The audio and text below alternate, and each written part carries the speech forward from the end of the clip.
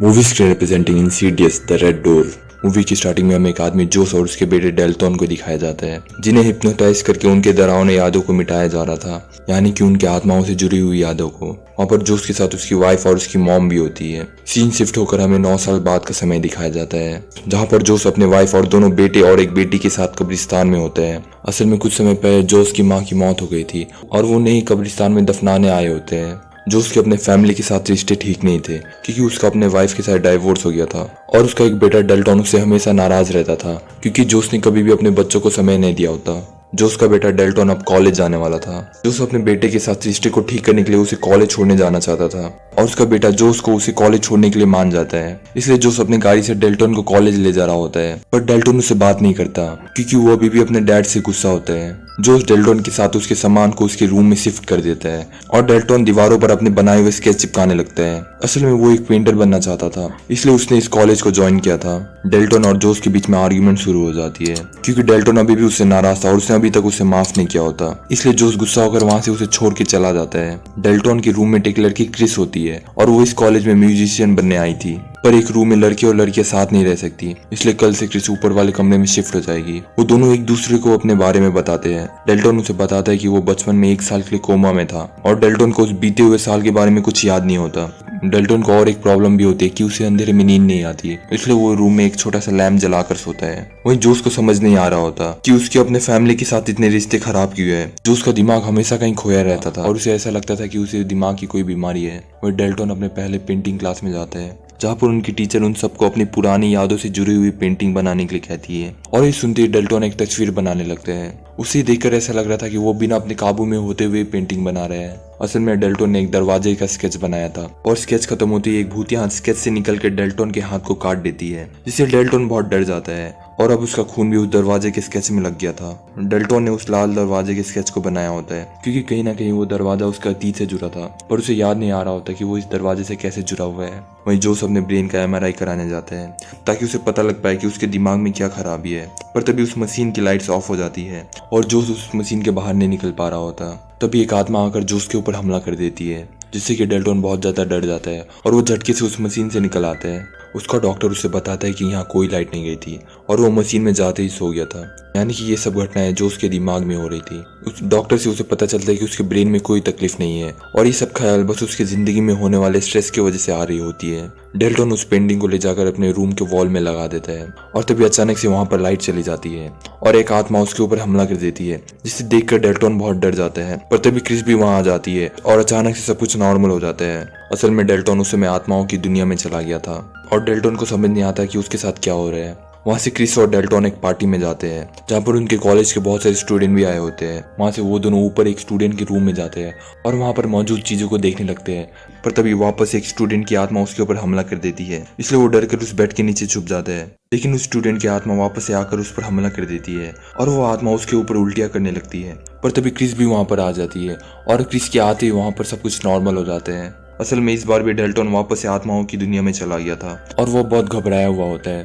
पर तभी वहाँ पर उस रूम में रहने वाला स्टूडेंट आ जाता है और उन दोनों को वहाँ से बचकर भागना पड़ता है। डेल्टन वापस से रूम में आकर उसकी बनाई हुई पेंटिंग को वापस से पूरा करने लगता है। तभी वहाँ पर क्रिस भी आ जाती है और डेल्टन क्रिस को पूरी बात बताने लगता है कि कैसे डेल्टन ने उस पार्टी में एक स्टूडेंट की आत्मा को देखा था और ये भी बता देता है कि अंधेरा होते ही वो आत्माओं की दुनिया में चला जाता है। पर क्रिस को उसकी बात नहीं समझ आ रही होती है और उसे ऐसा लगता है कि डेल्टन उसे झूठ कह रहा है। वही हमें जोस को दिखाया जाता है, जो कि अपने घर में काम कर रहा था, पर तभी एक आत्मा आकर उस पर हमला कर देती है और वो डर के वहां से अपने रूम में भागकर उसके दरवाजे को बंद कर देता है। पर वो आत्मा उस रूम में भी आकर जोस के ऊपर हमला करके उसे बेहोश कर देती है और जब उसे होश आता है तो उसे अपने डैड की पुरानी फोटोज मिलती है, जिससे उसे पता चलता है कि जिस आत्मा ने उसके ऊपर हमला किया था वो आत्मा किसी और की नहीं बल्कि उसके डैड की थी, जिन्होंने उसकी मॉम को बहुत पहले ही छोड़ दिया था।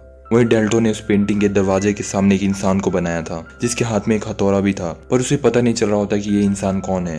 तभी क्रिस भी उस रूम में आ जाती है और वो डेल्टन को एक यूट्यूब वीडियो दिखाने लगती है, जिससे उन्हें पता चलता है कि दुनिया में बहुत सारे लोग आत्माओं की दुनिया में जा सकते थे और इस घटनाओं को एस्ट्रल प्रोजेक्शन कहा जाता था। उस वीडियो में एक बूढ़ी औरत एल्सी बताती है कि इस घटने में एक आदमी की आत्मा उसके शरीर से निकल के दूसरे दुनिया में चली जाती है और ये दुनिया शैतानों की होती है, जहाँ पर आत्माएं रहते हैं जो कि बहुत तकलीफ में होती है और वो जिंदा आदमी की मदद से असली दुनिया में आना चाहते हैं। उस स्टूडेंट की आत्मा डेल्टन को कुछ कहना चाहती थी, जिसे कि डेल्टन नहीं समझ पाया होता। इसलिए वो वापस से उस पार्टी वाले रूम में जाकर उस स्टूडेंट की आत्मा से बात करने का सोचता है। वो दोनों उस पार्टी वाले घर के एक रूम में डूब जाते हैं और वहाँ की सारी लाइट्स ऑफ कर देते हैं, क्योंकि अंधेरे में डेल्टन असली दुनिया से आत्माओं की दुनिया में जा सकता था। क्रिस वहीं पर बैठकर डेल्टन की बॉडी का ख्याल रखती है और डेल्टन की आत्मा उसकी बॉडी से निकल के शैतानों की दुनिया में चली जाती है। डेल्टन उसी रूम में जाता है जहाँ पर उसे उस स्टूडेंट की आत्मा मिली थी, पर वहाँ पर दो लड़के और लड़कियां बैठी होती है। असली दुनिया में एक अदृश्य आत्मा क्रिस के ऊपर हमला कर देती है, पर डेल्टन की आत्मा उस आत्मा को देख पा रही होती है।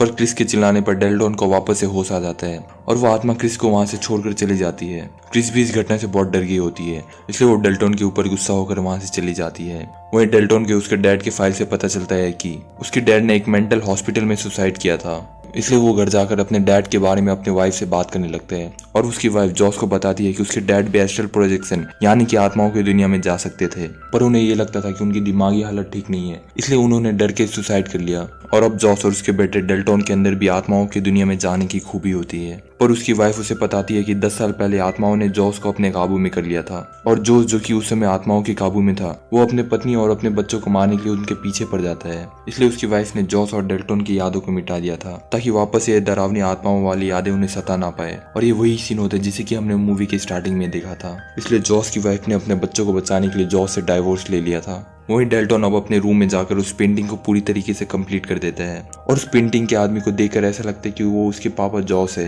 इसलिए डेल्टन ने उस स्केच की फोटो खींचकर अपने भाई को भेज दिया था और उस स्केच के कंप्लीट होते ही डेल्टन वापस से आत्माओं की दुनिया में पहुंच जाता है। पर डेल्टन उस समय में पहुंच जाता है जब वो बहुत छोटा था और वहां पर देखता है कि उसकी मॉम उन दोनों को किसी से बचा रही थी और ये कोई और नहीं बल्कि उनके डैड जॉस थे। आत्माओं ने जॉस को अपने वश में किया था, इसलिए वो उनके ऊपर हमला कर रहे होते हैं। डेल्टन के डैड डेल्टन के छोटे वाले रूप को मारने वाले होते हैं, पर तभी डेल्टन उन्हें ऐसा करने से रोक देता है और वो फिर वापस से प्रेजेंट के आत्माओं की दुनिया में पहुंच जाते हैं, जहाँ पर एक लाल रंग की आत्मा उस पर हमला करने लगती है और तभी डेल्टन को असली दुनिया में होश आ जाता है। वहाँ पर अब क्रिस भी आ जाती है ताकि वो डेल्टन की मदद कर पाए, लेकिन असलियत में डेल्टन की बॉडी एक आत्मा के वश में होती है और क्रिस के आते ही वो उसके ऊपर हमला कर देता है। वहीं डेल्टन का भाई उस लाल दरवाजे के पेंटिंग को अपने मॉम और डैड को दिखाता है, जिससे उन्हें पता चलता है कि डेल्टन आत्माओं की दुनिया में फंसा हुआ है और वो अभी बहुत खतरे में होगा। इसलिए जोस अपने बेटे की मदद करना चाहता था और वो वहाँ पर रखे हुए एक चेयर में बैठकर सो जाता है, जिसकी वजह से अब वो भी आत्माओं की दुनिया में चला जाता है। जॉस आत्माओं की दुनिया में जाकर डेल्टन को बचाता है, जिसकी वजह से डेल्टन असली दुनिया में आत्माओं के चंगुल से मुक्त हो जाता है और वहीं पर बेहोश हो जाता है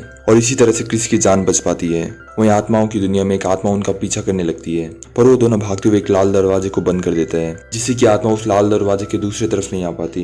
वहीं असली दुनिया में बहुत सारे आत्माएं क्रिस और डेल्टन की बॉडी के ऊपर हमला करने लगती है। वहीं जॉस उस दरवाजे को पकड़ के रखते हैं ताकि आत्मा इस पार ना आ पाए और डेल्टन को वहां से भागने का मौका मिल जाए। डेल्टन वापस से आत्माओं की दुनिया से निकलकर अपने बॉडी में चला जाता है, जिसकी वजह से जो आत्माएं क्रिस और डेल्टन की बॉडी के ऊपर हमला कर रही होती है वो सब वहां से गायब हो जाते हैं। वो लाल रंग की आत्मा उस दरवाजे को तोड़कर अंदर आने की कोशिश कर रही होती है, लेकिन असली दुनिया में डेल्टन उस पेंटिंग को पूरी तरीके से ब्लैक कलर से पेंट कर देता है, जिसकी वजह से आत्माओं की दुनिया में भी वो लाल दरवाजा बंद हो जाता है और इसी के साथ जॉस की जान भी बच जाती है। आखिर में जॉस वापस अपने डैड की आत्मा को भी देखता है, जिसे देखकर वो बहुत खुश हो जाता है। वो सब अब आत्माओं की दुनिया से बचकर निकल चुके हैं, जिसकी वजह से उन सबको बहुत राहत और खुशी मिलती है। इसलिए इस खुशी के मौके में जॉस की वाइफ उसे डिनर के लिए भी इन्वाइट करती है।